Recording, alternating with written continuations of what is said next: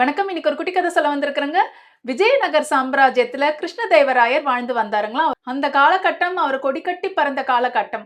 அவர்கிட்ட சின்ன சின்ன மன்னர்கள் வந்து கப்பம் கட்டுவாங்களாம். அந்த மாதிரி கப்பம் கட்டுற நாள் வந்துச்சுங்களா. அப்போ ராமச்சந்திரான்னு ஒரு சின்ன மன்னர் இருந்தாருங்களாம். அவர் கையில வந்து கப்பம் கட்ட பணம் இல்லையாம். அப்போ அவர்கிட்ட அவருடைய மந்திரி அப்பாஜி வேலை பார்த்துட்டு இருந்தாருங்களாம். அப்போ ஒரு நாள் மன்னர் ரொம்ப சோகமா இருந்தப்போ அப்பாஜி கேட்டாருங்களாம், ஏன் இவ்வளவு சோகமா இருக்கிறீங்கன்னு. அதுக்கு மன்னர் சொன்னாருங்களாம், நாளைக்கு கிருஷ்ணதேவராயர் கிட்ட போய் கப்பம் கட்டணும். கட்டலைன்னா தலைய வெட்டிடுவாரு.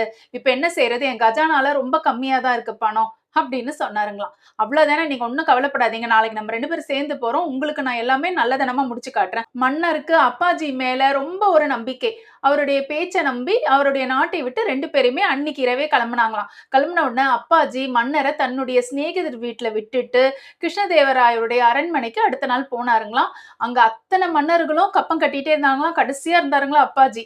கை விரிச்சபடி மன்னரை பார்த்து அவ்வளவு புகழ்ந்து பேசினாருங்களாம். மன்னருக்கு என்னடா இவ்வளவு புகழ்றாரே இவருன்னு சொல்லிட்டு இவர் கையை பார்த்தா கையில ஒண்ணுமே இல்லையா. மன்னர் சொன்னாராம், இவ்வளவு புகழ்ந்ததெல்லாம் இருக்கட்டும், கை வீசிட்டு வந்திருக்கிறியே, என்ன தண்டனை தெரியுமா அப்படின்னு கேட்டாருங்களா. அப்பாஜி மன்னரை பார்த்து பேசினாருங்களாம். மன்னர் கிட்ட என்ன சொன்னாருன்னா, மன்னரே, எங்க நாட்டுல மழை இல்ல.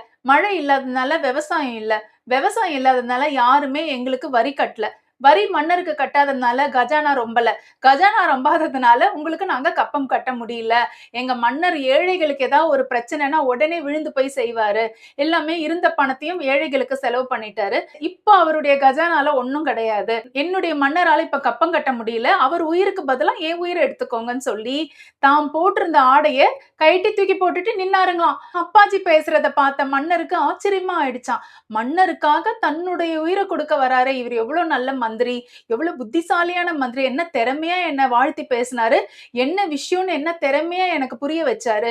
இவர்தான் என்னுடைய பிரதான மந்திரின்னு சொல்லி அப்பாஜி அணைச்சுக்கிட்டு, இன்னில இருந்து நீ என்னுடைய பிரதான மந்திரியா இருன்னு சொன்னாருங்களாம். உடனே அப்பாஜி கேட்டாராம், அப்ப என்னுடைய மன்னருடைய நிலைமை என்னதுன்னு கேட்டப்போ, உன்னுடைய மன்னரை நான் எதுவும் செய்ய மாட்டேன், அவர் பழிச்சு போட்டோம், நீ அதுக்கு பதிலா என்னுடைய அரசபையில பிரதான மந்திரியா இருன்னு சொன்ன உடனே அப்பாஜிக்கு கொள்ள சந்தோஷமா. இந்த குட்டி கதையில இருந்து நம்ம என்ன தெரிஞ்சுக்கிறோம்னா, அறிவு கூர்மைன்றது ரொம்ப முக்கியமான விஷயங்க. எந்த சந்தர்ப்பத்துல யார்கிட்ட எப்படி பேசி அந்த பிரச்சனையில இருந்து வெளியே வரோன்றது தான் பெரிய விஷயம். அந்த மாதிரி பெரும் பிரச்சனையில இருந்து வெளியே வர்றதுன்றது சுலபமான விஷயம் கிடையாது. அது எல்லாராலையும் முடியாது. அப்பாஜி மாதிரி அறிவு கூர்மை உள்ளவர்களால மட்டும்தான் முடியும். என்னங்க, இன்னைக்கு உங்களுக்கு இந்த குட்டி கதை பிடிச்சிருக்கும்னு நினைக்கிறேன். அடுத்த குட்டி கதையில உங்களை சந்திக்கிறேன். நன்றி, வணக்கம்.